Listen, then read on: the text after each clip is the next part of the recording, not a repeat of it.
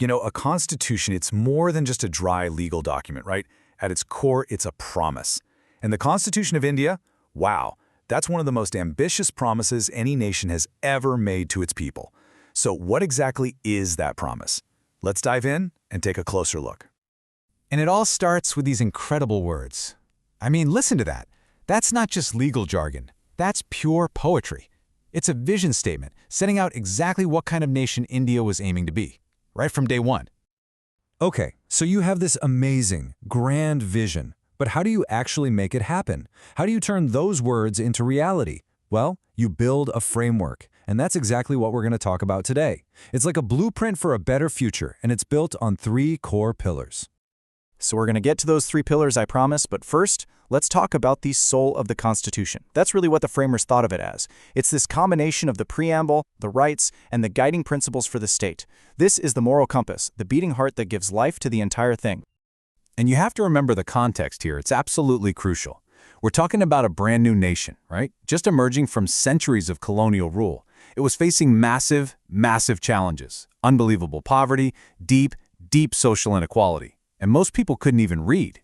So the Constitution, it wasn't just a piece of paper. It was designed to be a tool for a complete social and economic revolution. All right, that brings us to our first pillar, fundamental rights. And the best way to think about these, imagine a shield. That's what they are, a shield for every single citizen, protecting you from the power of the state. Now here's the word you absolutely need to know, justiciable. What does that mean? It means these rights have teeth, real legal power. If someone, including the government, violates one of your fundamental rights, you can literally walk into a court and demand justice. These aren't just nice ideas or suggestions. They are legally enforceable commands. But what's so cool, what's really fascinating about this, is that the Constitution isn't stuck in the past. It's a living, breathing document. I mean, the people who wrote it were brilliant, but they knew they couldn't predict the future, right? They couldn't imagine the internet or smartphones. So they designed it to evolve, to adapt as our world and our understanding of what it means to live with dignity changes. And here's a perfect example of that in action. About 50 years in, a national commission was set up to basically give the Constitution a checkup. They looked at these rights that courts had already started to recognize, kind of reading between the lines, and said, hey, maybe we should just write these down and make them official. This is exactly what we mean by a living document. So what did they suggest? First up, things like the freedom of the press, a really critical one for keeping power in check. Then there was the right to privacy. And just think about how unbelievably important that's become in our digital world. The Supreme Court eventually made this official, which is a perfect example of the Constitution adapting to challenges the original framers could never have dreamed of. And the right to travel abroad, acknowledging that we live in a much more connected world now. And even something as basic as the right to safe drinking water.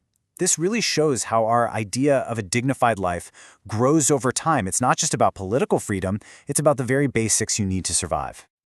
Okay, on to our second pillar. So if the rights are your shield, protecting you from the state, then the directive principles are like a North Star. They're not for you directly, they're for the government. They're a guide, pointing the state in the direction it needs to go to work for you. And this is a really important difference. Unlike those fundamental rights we just talked about, these principles are non-justifiable. That means you can't take the government to court if they haven't achieved, say, a living wage for everyone by next Tuesday. Instead, think of them as the conscience of the Constitution. They're the moral and political compass that lawmakers are supposed to follow. So you see the genius of this, right? It's this incredible balancing act. On one side, you've got the shield, your legally enforceable rights protecting you from the state. And on the other side, you've got the North Star, these moral goals telling the state what to do for you. It's like 2 sides of the same coin, this constant push and pull that's meant to move the whole country forward. And the philosophy holding it all together is summed up perfectly by Dr. B.R. Ambedkar, one of the main architects of the Constitution. He basically said that liberty, equality, and fraternity, they're inseparable. You can't have one without the others. You can't have real freedom if people aren't equal, and you can't have either if there isn't a sense of community. That idea is the glue that holds the shield and the North Star together. And what's amazing is that these weren't just ideas cooked up in a vacuum in India. So many of these directive principles were way ahead of their time. They were basically precursors to global human rights standards, things that would later show up in major international agreements. It shows that right from the very beginning, India was a leader in the global conversation about social justice. Okay, so we've got the Shield of Rights and the North Star of Principles. But a building needs a foundation, right? What holds this whole structure up?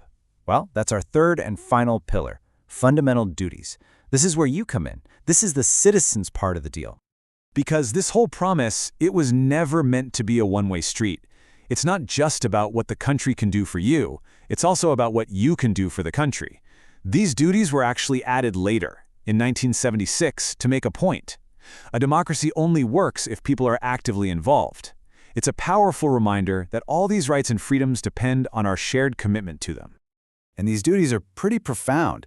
We're not just talking about paying your taxes and obeying traffic laws. They're about actively building a better society. Things like promoting harmony and brotherhood, preserving our culture, protecting the environment, respecting the dignity of women, and this one's my favorite, developing a scientific temper and a spirit of humanism. It's basically a call to action for every citizen. So, let's zoom out. When you put all these pieces together, what do you get? You get something that is so much more than a dusty old book. It's a living, breathing blueprint for a nation, one that's meant to be constantly debated, reinterpreted, and improved by every single generation. So, let's recap our three pillars. You've got the Shield of Rights, protecting the individual. You've got the North Star of Principles, guiding the state. And you have the Foundation of Duties, which is all about the citizen's responsibility. You need all three. Together, they're how we try to make that incredible vision from the preamble a reality. And, the fact that we're still arguing about these things, still debating them, still trying to get it right, that's not a sign of failure. That's a sign that it's working. It's a sign of a healthy, vibrant democracy. It proves the Constitution is doing exactly what it was meant to do, serve as a living blueprint for the never-ending project of building a better, more just society. So that really just leaves us with one final thought for you. This whole thing, this living document, it's a conversation. And it's a conversation that every generation gets to be a part of. So, I'll ask you, if you could add one right or one duty to the Constitution today, what would it be? And why? What do you think is the most important thing for India's future?